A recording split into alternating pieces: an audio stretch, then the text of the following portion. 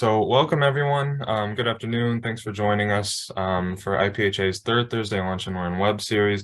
My name is Brett Norris. I'm the communications coordinator for IPHA. We're glad that you can make it today. We have a great lineup this spring for Lunch and Learns, and today is absolutely no exception. We're glad that you could join us. This session is being recorded and it'll be posted to IPHA's YouTube channel later this month.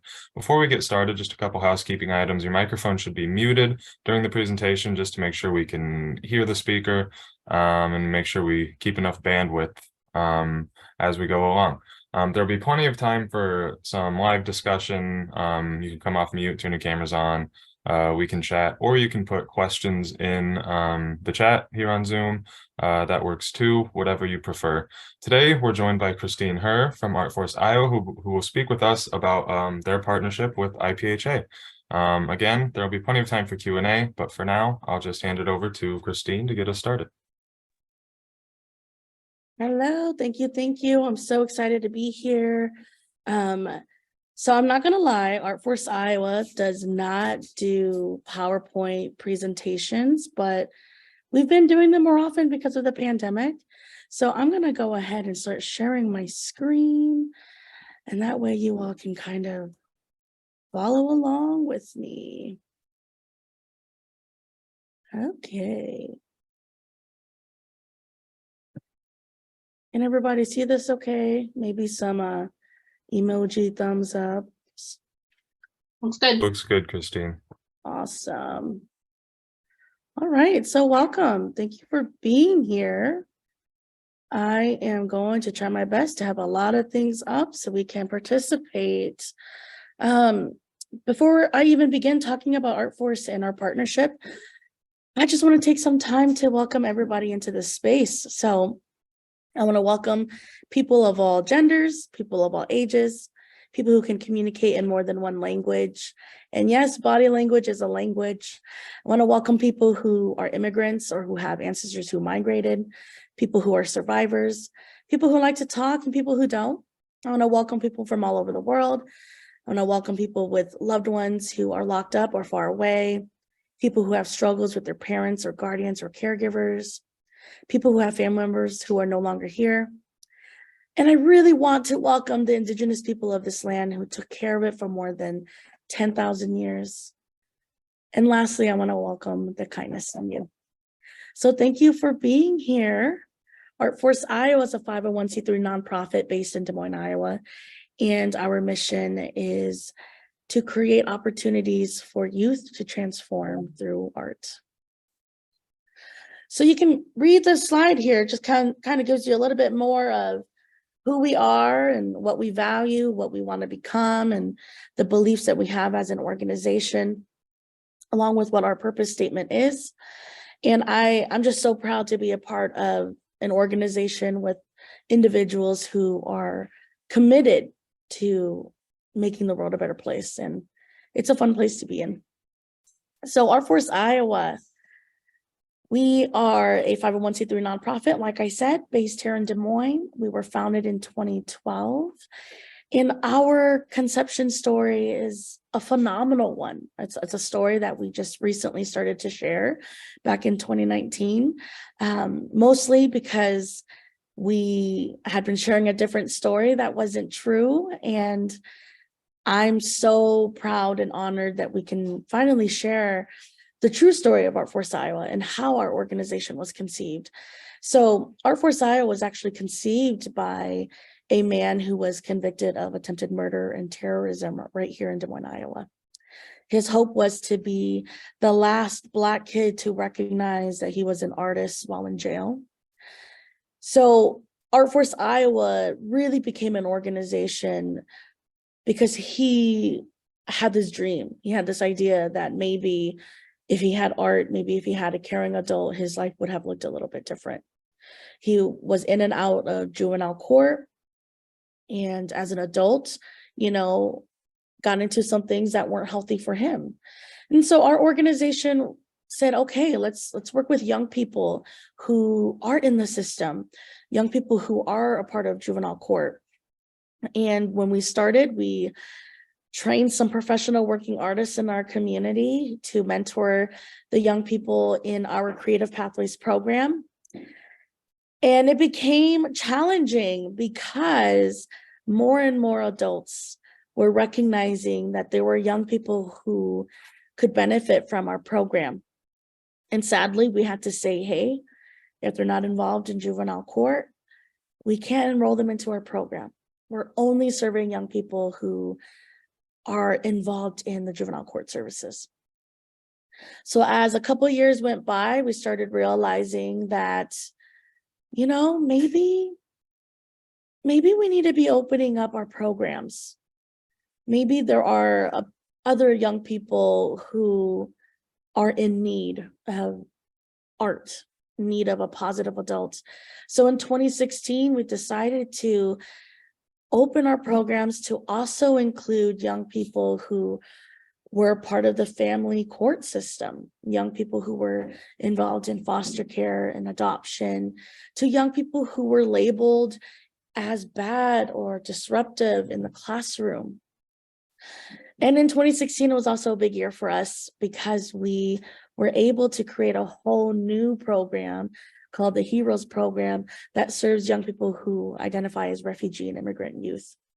And so these two legacy programs allows us to continue to connect with young people and make sure that young people have the opportunity to create art.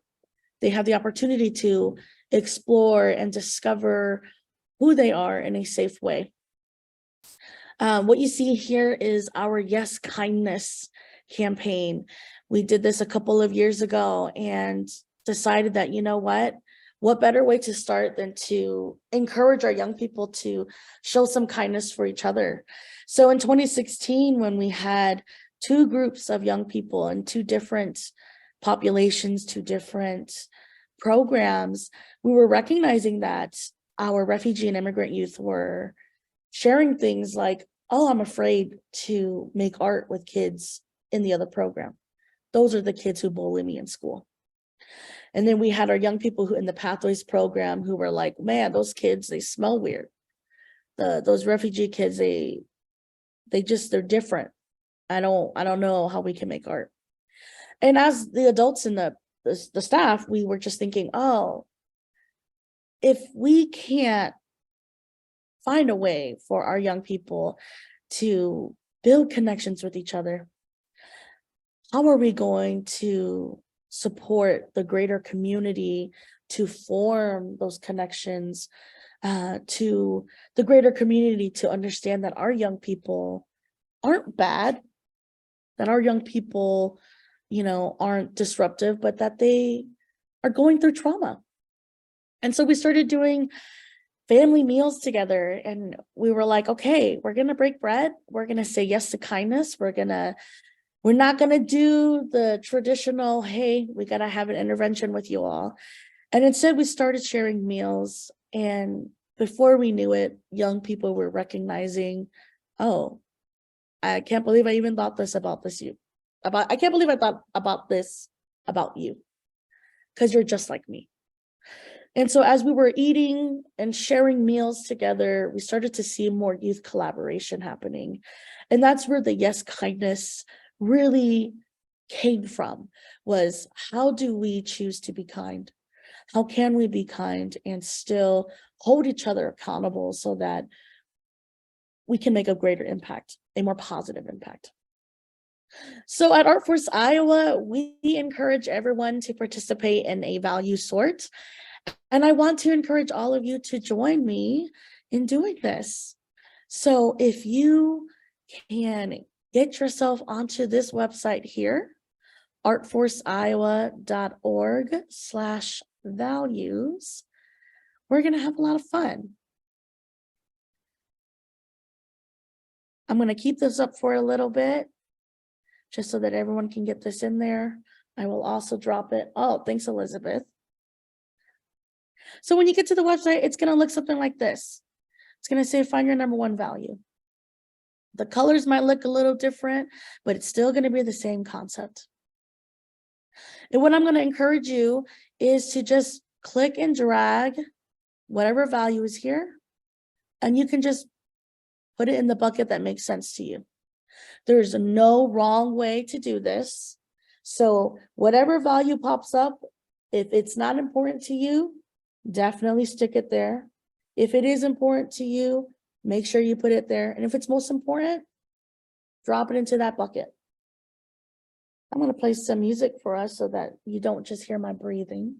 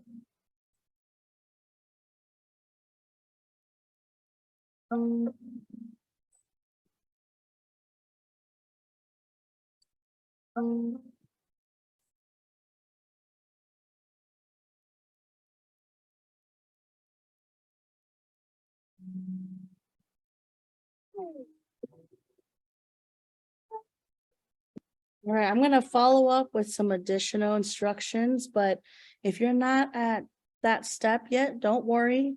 The instructions will pop up for you on the website. But if you have already sorted out your values, or if you are close, there's about 25 values, 27, I think. We're just going to focus on the most important bucket now. So I know the important and not important, you had stuff in there, but we're going to thumbtack those to the side. And once you have all your values sorted, I want you to just look at that most important list and start sorting whatever value is in that bucket for you. So if you have something like purpose or joy in that bucket, or family or love, just start sorting it out and ranking which one floats to the top.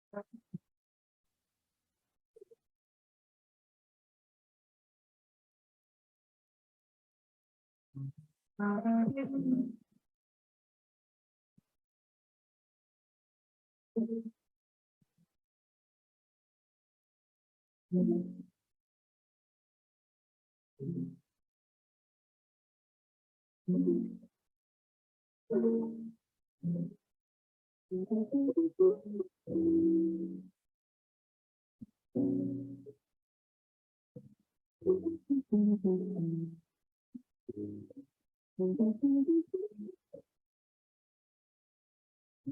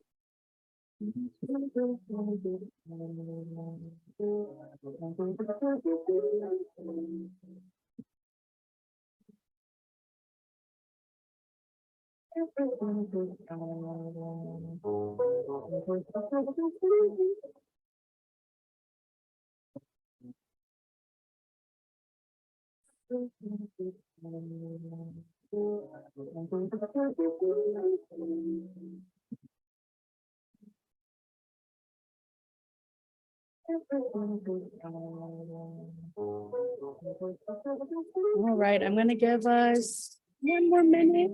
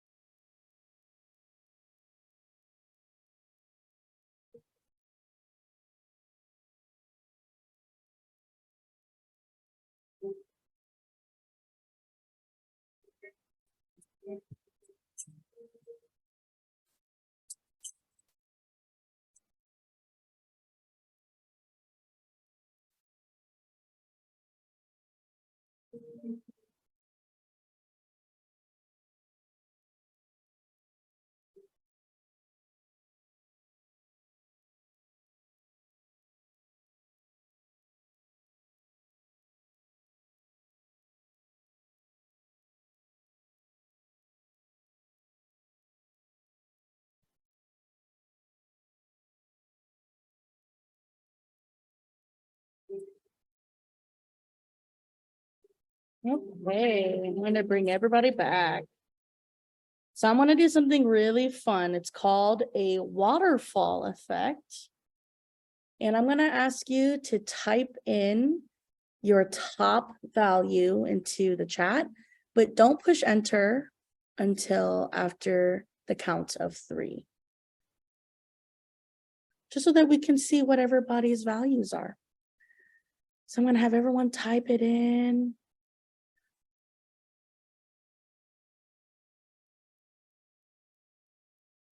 Everyone feel good with typing it in? I'm gonna count to 3 and then we can enter. 1, 2, 3. Ooh, love. So in this group, we have family, we have love, we have honesty, we have joy, we have adventure, we have growth, we have safety, acceptance, self-determination. So in this group of people, this is what we value, right? And I love being able to do this value sort because it just lets me kind of connect with those around me. So my number 1 value is joy, and I see another joy buddy in here.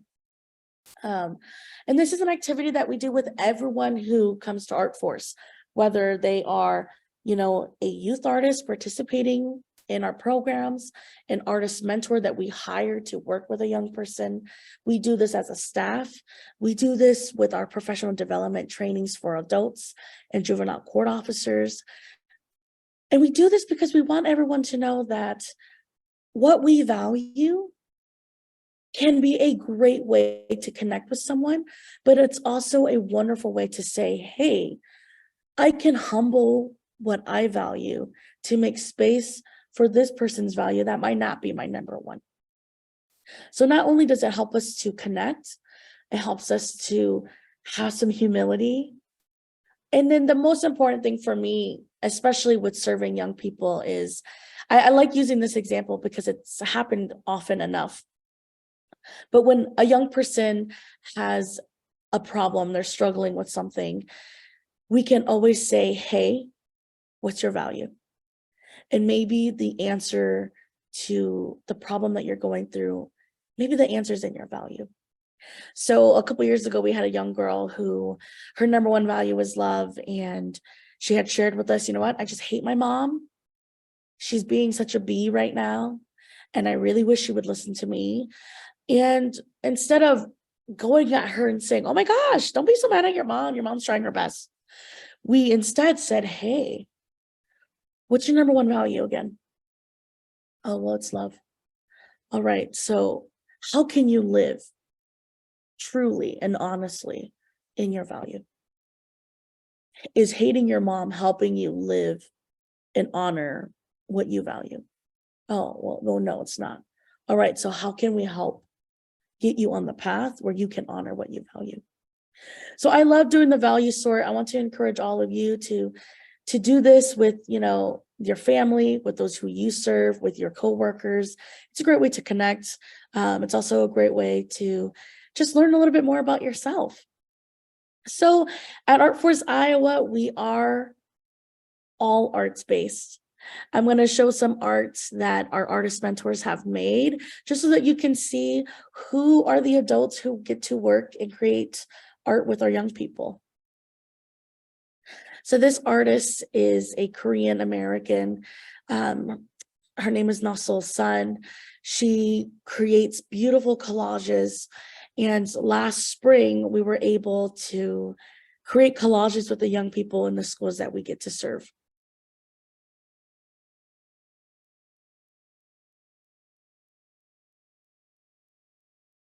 Now, this next work of art is from a former youth artist.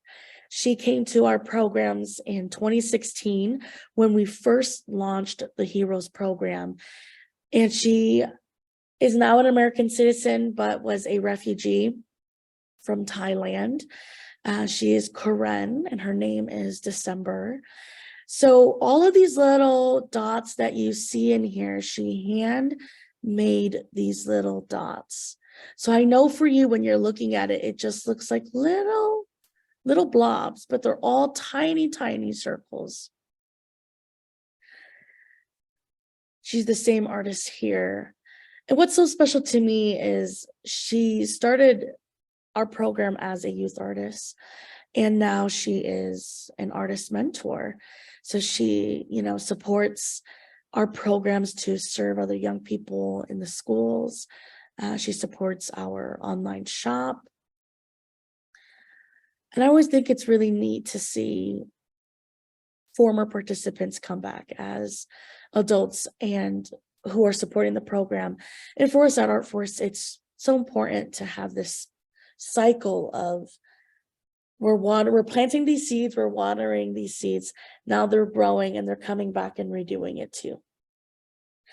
So at ArtForce, not only do we have amazing artist mentors and youth artists, we also are able to really work on self-discovery and mood regulation and all of these things that can help young people to feel like they belong, to feel like they can be their truest selves wherever they go. Because of the pandemic, we pivoted and said, hey, we got to start meeting more young people right where they are. So we started doing workshops more in the classroom. And so right now, I would say 100% of our workshops engaging with young people are in the schools. And through our partnership with Iowa Public Health Association, we're able to really connect with middle schoolers and high schoolers to share and ask questions like, what has this been like to go to school, have school virtually, be in this pandemic, to talk about vaccines? What has this been like for you? What has this made you feel? And so through our partnership with Iowa Public Health Association, we got to learn so much about young people and so much about where they're going to get access for health-related questions. And the responses have been, oh, we talk to each other. And so if we know that that's what's happening with young people, then we can find a way to create data and brochures that can then target young people where they are and to create meaningful content so that they can cross-share with each other if they're not going to, a health, not to their doctor's office. If they're talking to each other, we can find ways to make that work. And so what we were able to do with this partnership is create TikTok videos on how to get vaccines. We created TikTok videos about how COVID can infect you, how to wash your hands, why it's important to wear a mask. And it was easy to do it and fun to do it through TikTok once we knew that young people were getting information from each other, because it helps us to stay relevant with young people. And so through this partnership, we were also able to ask young people to think about who they are, who they want to be, right? We know that the pandemic has made it hard. We know that the social unrest has made it difficult as well. So what does it look like for you to be proud of who you are? So these are portraits of middle schoolers, and each portrait was painted by an artist mentor. And as you can see, the youth artists were able to collage on top of their own paintings to share what are the things that matter to them, to share that this is who I am and this is what I care about. So thankfully, ArtForce Iowa was also able to create some really cool public art. If you didn't get to catch an Iowa Wolves game last season, or even this season, I'm going to share some of the jerseys that our young people were able to design for the Iowa Wolves team. So this is a jersey to celebrate Black History Month. This is a jersey to celebrate the Asian and Pacific Islanders who are in Iowa. This jersey was specifically made by one young person who was living in Polk County Juvenile Detention Center, and she just wants to be a fashion designer. So we were able to give her an opportunity to create a Women's History Celebration jersey. This is to celebrate Hispanic heritage, LGBTQ plus pride, and mental health awareness. So each of these jerseys were, created with the support of young people and what their ideas are and what they believe to be true to them. And they worked with a professional graphic designer who was able to put it all together. And the basketball players, professional basketball players for the NBA G League wore these on the court. And that was the funnest thing, I think, for us, is to let young people see that whatever you're creating, there can be a place for it. It can be this thing that you can dream up, right? So that was really fun for the youth artists to kind of see their designs get put out onto the basketball court. So if you're wondering, how can I support the youth artists at ArtForce Iowa? How can I buy their art? You can go to our shop. We have an online shop at artforceiowashop.com that has all of the ArtForce Iowa merch. It also has all of the artwork that young people are creating. And what's so amazing about this is that anytime a young person sells a piece of art, they get 75% of their own sales. So we're teaching young people financial literacy. We're letting young people know, man, there is a cool way for you to make money legally. And here's how you can do it. Here's how you can save. Here's how you can budget. So our program is not just we're all about making art, but it's also how do we help you establish a legal business where you can make money and be proud of the work that you're creating. And how can we get the community involved? Come to the shop. So we also are in Mainframe Studios. So you can always come check us out every first Friday and, buy work from young people directly on site. So thank you so much, Elizabeth and Christy. Yeah, there's amazing stuff in the ArtForce shop, and our youth they're just so incredible. And I can't wait for you all to see what they've been working on. So at ArtForce Iowa, we really care about making sure that not just young people, but the adults who are doing the work. So this includes all of you, right? The adults who want to make sure that the community is a better place. We want to make sure that all of us can feel like we belong, that we have not only physical safety, but also psychological safety. Meaning, if I share something, I know no one's going to be like, Christine, you're crazy, right? That there's no judgment, that we can really be in this together and have that kind of psychological safety so that we can promote authentic belonging. So all of our programs, we use a trauma-informed care lens, and we want to make sure that we're not re-triggering or re-traumatizing young people. But I think the biggest thing about our program is that we are also evolving to healing-centered engagement. And what does that mean? It means that we have 5 principles of healing-centered engagement that really help us to do our work at ArtForce Iowa. It's culture, race, and identity. It's agency. It's relationships. It's having meaning and finding meaning, and aspirations. So this is an approach that was created by an amazing man, Dr. Sean Jenwright, in the Bay Area, where he says, you know, trauma-informed care is wonderful, but we also need more.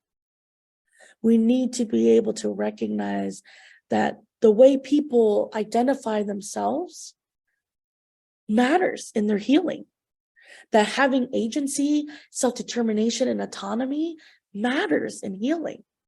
It matters in overcoming trauma, that relationships and having hope and finding meaning and purpose and joy, those things matter in our healing. And it doesn't just matter for young people, and it doesn't just matter for those who we serve, but it matters for all of us. So I'm going to say this quote because I think it's so beautiful, and I have to say it out loud, but much of our training and practice is directed at young people's healing, but rarely focuses on the healing that is required of adults to be an effective youth practitioner. Healing is an ongoing process that we all need, not just young people who experience trauma. So this is a reminder for all of us, right? That we all carry a lot of shit. We're all going through a lot of trauma. And it's, I don't know, but for me, and I hope it's the same for you, is that this burden of having to be perfect, of having to know all the answers and to know where to move and how to move, it is tiring. And what I love about this approach and what I love about this practice is that it also allows me to say, you know what, I don't have all the answers. And I'm healing too.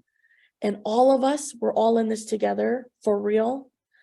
If I'm not healing, you're not healing. If you're not healing, I'm not healing, because our healing is contingent of each other. So those are the things that we do at ArtForce. We really want to focus it and tie it back to how do we promote healing? So you might be asking yourself, well, what does healing-centered engagement look like in Iowa? What does it look like in the schools when you're serving young people? This is what it looks like. It looks like young people knowing what their values are. It looks like adults knowing what their values are.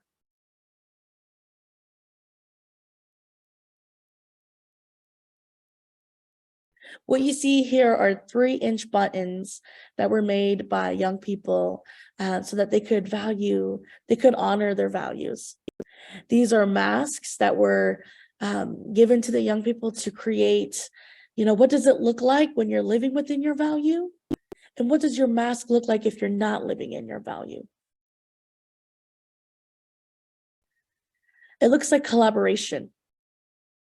So this is a big mural at Goodrill Middle School created by middle schoolers who are in the English language learner program at Des Moines Public Schools. So when you look at this, you can see that each piece is made by a different young person and what they value, the things that represent them, the things that they care about. I think this is like a 10 to 12 foot mural in a high traffic hallway at Goodrill. And what's so powerful about this specific piece is that it allowed not only the ELL kids to feel like they belong in that school, but the entire school, including the adults, were like, damn, this is in my school. This is so cool. I'm so proud to be here. This is what it looks like. Because in our school, we do care about people. We do believe in stopping Asian hate. We do believe in being inclusive and diverse. We do care about love and having justice. So I want to encourage all of you to join us at our 8th annual No Justice exhibit, which is on May 5th. Come learn more about what young people care about. This year's theme is Credo, which, is not only what you believe in, but it's saying my actions are reflective of what I believe in. So come listen, come see, witness that. But more importantly, there's an event next week on the 24th. And I know Elizabeth put this in the chat already, but I want to just remind all of you, come to this event. Come see the art that the youth are making. Come listen to the stories that people are going to be sharing with the partnership with Coco Creatives.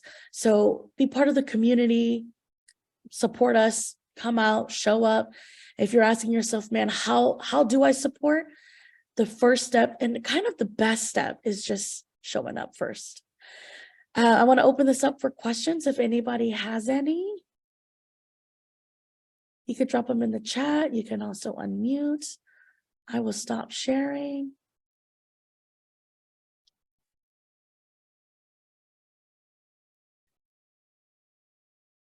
I know it's a lot of information.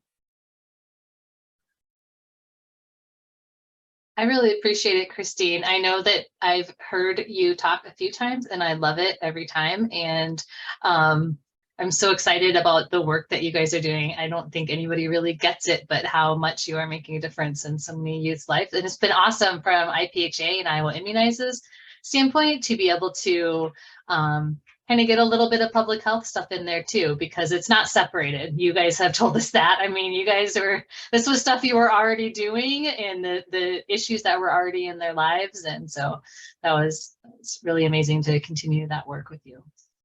Yeah, I think it's really nice to think about some of the health related opportunities that we can have too, because health equity is a very real thing within our communities, right?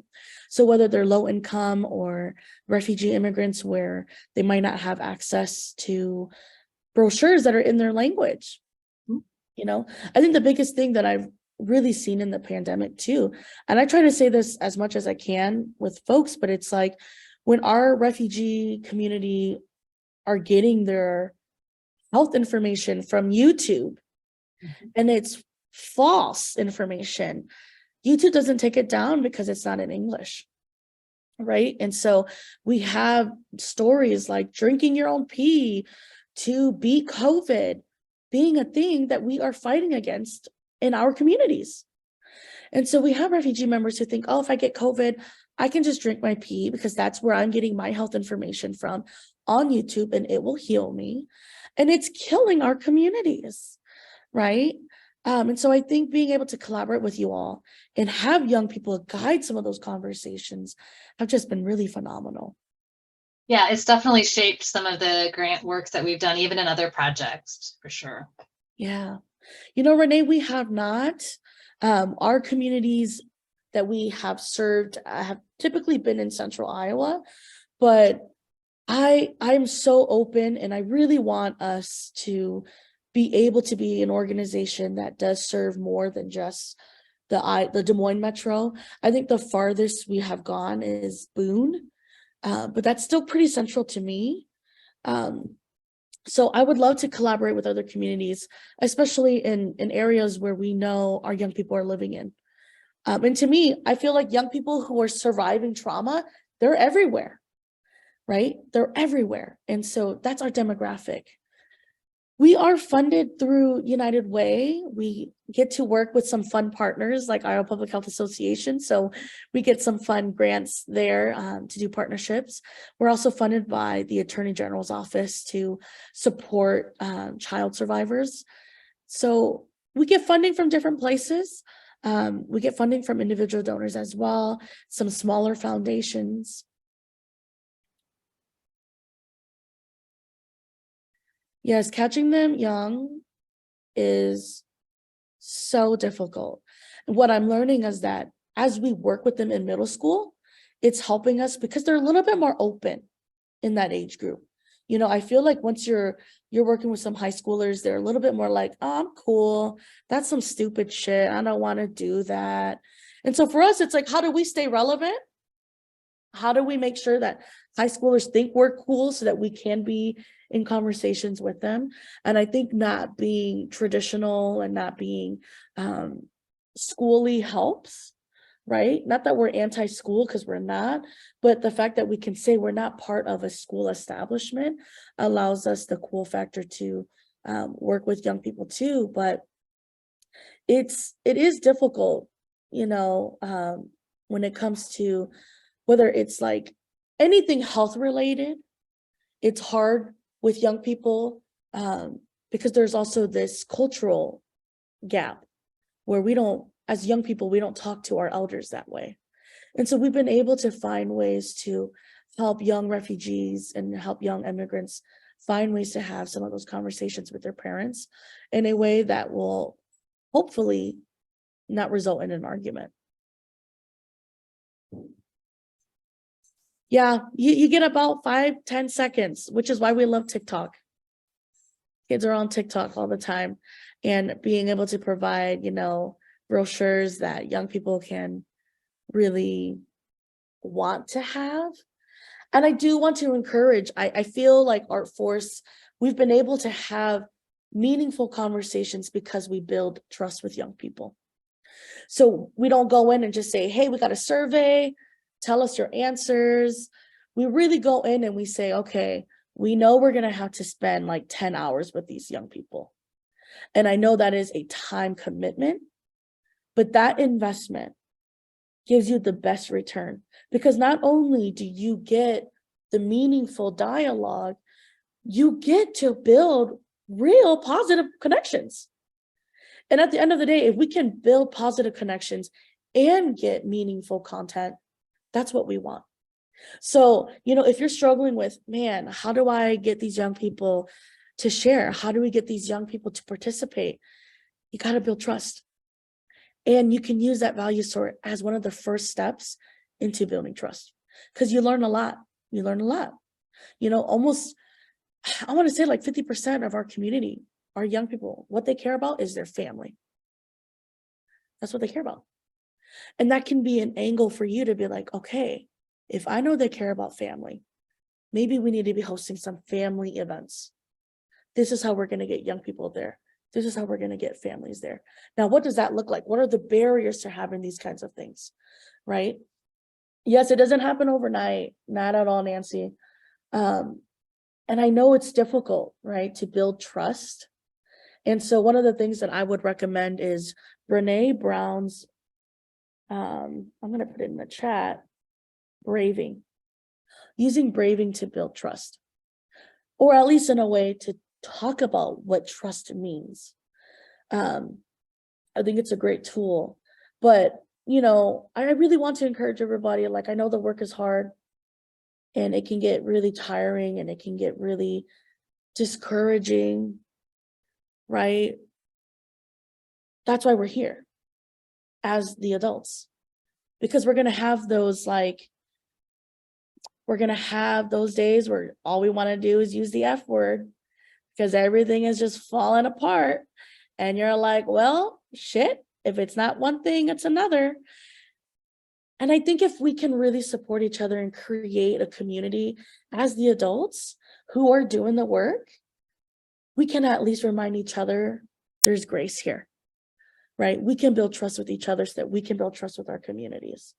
I think that's one of the biggest things that I'm recognizing in the work that we forget to do, is that we got to trust each other as the adults. And that is really hard to do because we're all busy. We don't have time to communicate with each other. We don't have time to like always collaborate. But if we can really focus on building that trust as the providers, and then we build that trust within our communities, we really get to have something that is powerful, something that allows people to just feel like they can be themselves. They can have the psychological safety that I know we don't have right now. I know we're all afraid of what to say because we're scared that we're going to get in trouble. And if we can't talk to each other when we're in the middle of some heavy shit, then we really don't have trust, which then means we can't do the work. And so building that trust and taking time to invest in knowing who you are, knowing what you value, I think it's such a great way to build that trust, right? Yeah, Sue, I agree. We need more mental health support, not just in school, everywhere. You know, we need more art. And that's something that I love about ArtForce Iowa is that we provide all of our programming is free for young people. We provide art supplies. And for any of you on this call, if you're like, hey, I have a program for young people, but we don't have art supplies, get in touch with me because we have a $400 tote valued at $400 that just has nothing but art supplies in there. And for as long as we have grants to help us fund art supplies, the purchases of art supplies for young people, we can continue to replenish those for you too. And we're here to help support in, you know, having some of those fun art workshops at your spaces too, if you don't know where to begin. I know we hear adults say all the time, I'm not an artist. I don't know where to start. And I always remind people like, I am not an artist either. I'm a singer and I'm a songwriter, and that is so different than painting and drawing. But you don't have to know how to paint and draw. You don't have to be excellent to be able to get like just the healing powers of being able to draw what your happy lines look like. You know, it works for everybody. So please feel free to reach out. Know that you're not alone in doing the work. This is tough shit. And it really does start with just knowing who you are, knowing what your values are, connecting with your community, building that trust, and giving yourself a lot of grace and giving, you know, people around you grace too. I was going to try not to curse, but the real Christine Hurt uses F words, y'all. And I did not use an F word in this recording. It wouldn't be a presentation with you without that, Christine. I would be very disappointed. I know. I'm like, I gotta be a little bit careful. This is gonna go on YouTube. I don't want it to come back on me, but shit's okay. But I just truly want to encourage everybody, you know, like it's so hard to hop around different feet because you don't know who you can be and what space you're in. And the moment you decide that you can just be yourself and you allow other people to be themselves too, it's an encouragement. And now you can step on all 10 toes and not have to wobble around, you know, one foot to the other foot. You can walk pretty proudly with 10 toes down and be yourself. But I would love to open this up again if we have 10 minutes, if people have questions, but I'm also willing to be like, everybody gets 10 minutes back. If there's anything else, throw it in the chat. Feel free to unmute as well if you want to just have a more of a conversation. I'm throwing the evaluation for today's Lunch and Learn in the chat. We'd love if you would fill that out. Should just take a couple minutes. But yeah, any other questions? Quick question. If someone wanted to use that value exercise that you did, do you just direct when you're working with youth? Do they go to the website or do you have actual things filled out or little pieces of paper that they like? How do you implement that exercise? So when we go into the schools, we definitely bring little envelopes with all of the values. But if it's adults and we're in like a virtual thing like this, we just say, hey, go to the website. Yeah. Because it's easy. But yeah, I mean, it's such an easy tool to use wherever, whenever. I need to do it with my kids. It's so interesting when you do it with everybody. My value has changed. It used to be purpose. And I think just things have just been really difficult and hard with the world. And I was like, I need more joy. And I'm learning that that's my new value now, right?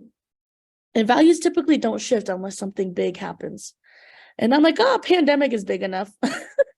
That counts. That counts as a life change, man. For sure. All right. Any other questions or comments? Well, feel free to unmute and interrupt me, but otherwise I think I'll go ahead and wrap us up. Thank you so much, Christine, for sharing the amazing work of ArtForce Iowa, and thanks to all of you who came and spent your lunchtime learning about it. We hope you can join us again next month. Our Lunch and Learn for May is on the 18th. We're going to be joined by our office mate, Laura, from Prevent Child Abuse Iowa, who's going to speak with us about National Teen Pregnancy Prevention Month. We're always looking for potential future topics for Lunch and Learns.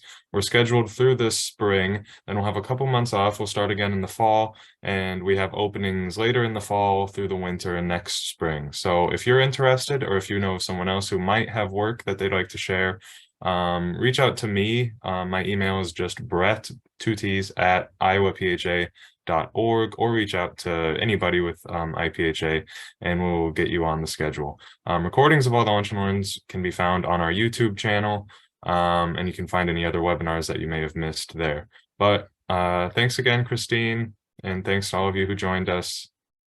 I hope you have a great day. I hope you join us again next month. Bye.